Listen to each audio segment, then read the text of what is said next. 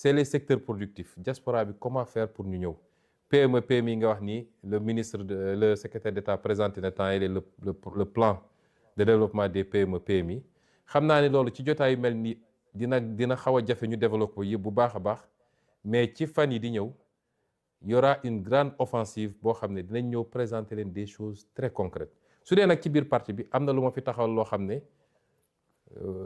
ci réunion bureau politique wax naa ko mettre en place benn kuréel boo xam ne liggéey nañ ci ak ñu bëri ñoo xam ne am nañ ci expérience parce que ñi doon gérer ay structures yoo xam ne ci loolu la jëm pour que ñu xool donte ñun njaaxaanaay la ñu tëddee nous sommes là pour tous les Sénégalais mais jàpp nañ ni war nañoo mën a am nu ñu organiser ba les militants et les militantes d'ici la diaspora qui veulent entreprendre parti bi teel leen détecter mun a recenser leur projet accompagner leen ci formation orienter leen fi ñu war a dem loolu am na lu ñu taxawal loo xam ne spécifiquement pour ça la au sein du parti ñi ci bokk mun naa leen lim ñu ci bëri ñi ngi doon gérer ci structure yu mel noonu te jours yi di ñëw xam naa wala semaines yi di ñëw yooyu bokk na ci initiative yu bees yoo xam ne dinañ ko présenter les militants et les militantes pour ñu xool ni ñoom ñu gën a mun a dugalee seen loxo ci liggéey bi parce que j'ai tendance à dire que nit mun na def lu ëpp foofu te yorul poste directeur ou directeur général ou ministre mun na def lu ëpp solo foofu dans la construction du développement te soxlawul titre bu ñu koy signer un mercredi du conseil des ministres yooyu la ñu war a gën a mun a yooyu la ñu bëgg gën a renforcer gën a promouvoir pour le bien de tout le monde ma jël donc la prochaine question.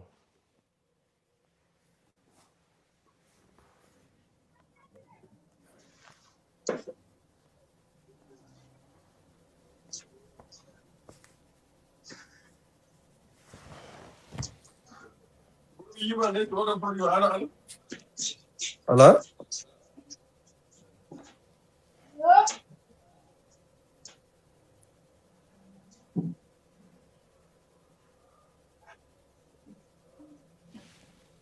Diallo. Merci, Président. Merci, Président. Oui. Karamba, vous avez la parole. Non, c'est Karamba Touré.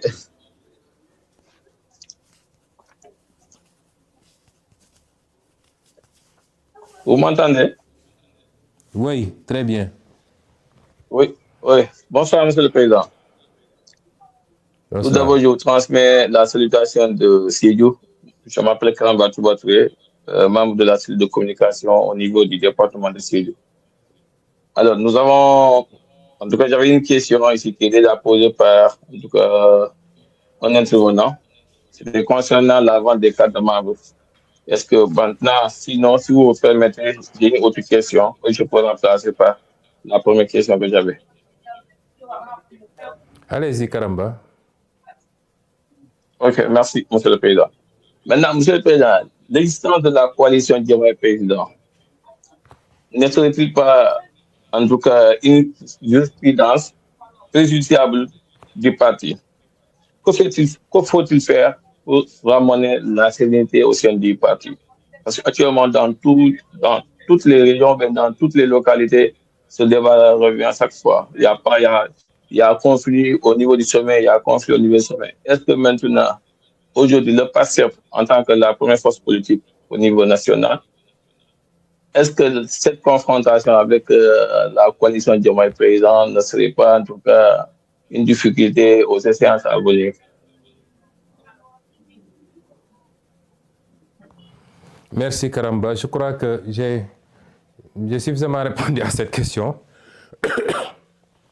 Il n'y a pas de confrontation entre PASTEF et la coalition que vous citez. Comment il peut y avoir de confrontation? On n'a pas de confrontation. Il faut que les militants de PASTEF defe naa militant PASTEF dañu xamul ñoom li ñu yor dañoo xamul lu ñu yor est-ce que coalition boobu bi mu commencé ba léegi dafa am lu mu jël ci PASTEF? Non. Et c'est lié de rendre hommage aux militants de PASTEF parce que yu mel ni yàgg na fee am te bi mu daan am li bëri ci parti bi dañ daan fàq dem ànd ak ki yor nguur gi mais PASTEF la musa am kenn bougéwul ni mu amee woon ci jamono Macky Sall nga xam ne amul lu ñu deful pour tas parti bi wala xëcc ay nit presque personne n'est parti ça dañ koy sant yàlla tey su ñu ne woon nangami personne nangami responsable nangami militant dem nañu rejoindre une autre coalition ñu wax mais amul. Souvent je dis que cette coalition-là n'est pas en compétition avec Pastef, elle est en compétition avec les autres partis. Parce que su dee la démarche c'est d'aller recruter des maires de l'APR kon loolu c'est une bataille entre cette coalition-là et l'APR, c'est pas avec nous. C'est pas avec nous. Donc arrêtons de dire la compétition avec cette... Il n'y a pas de compétition.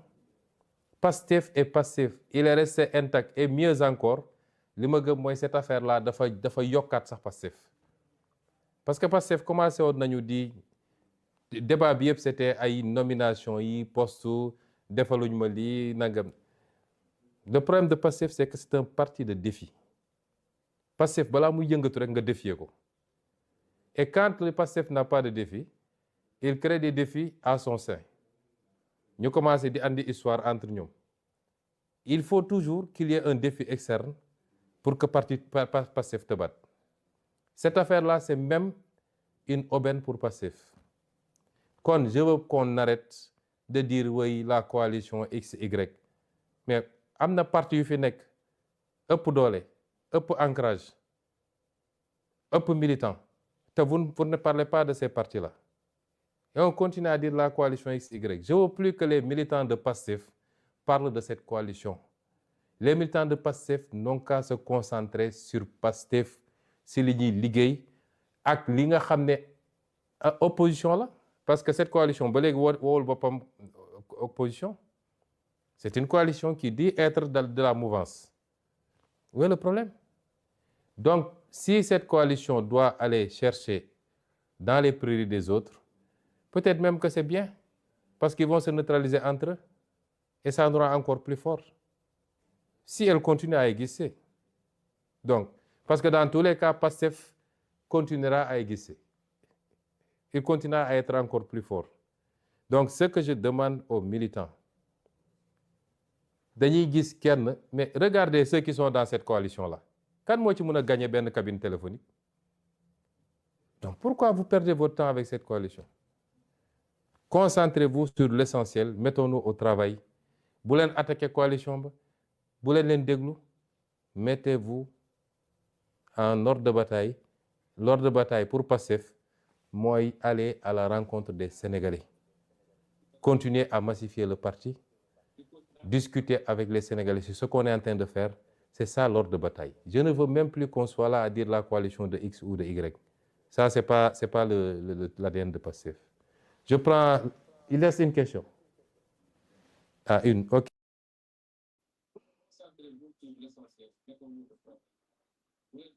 Merci. Merci, Président. Je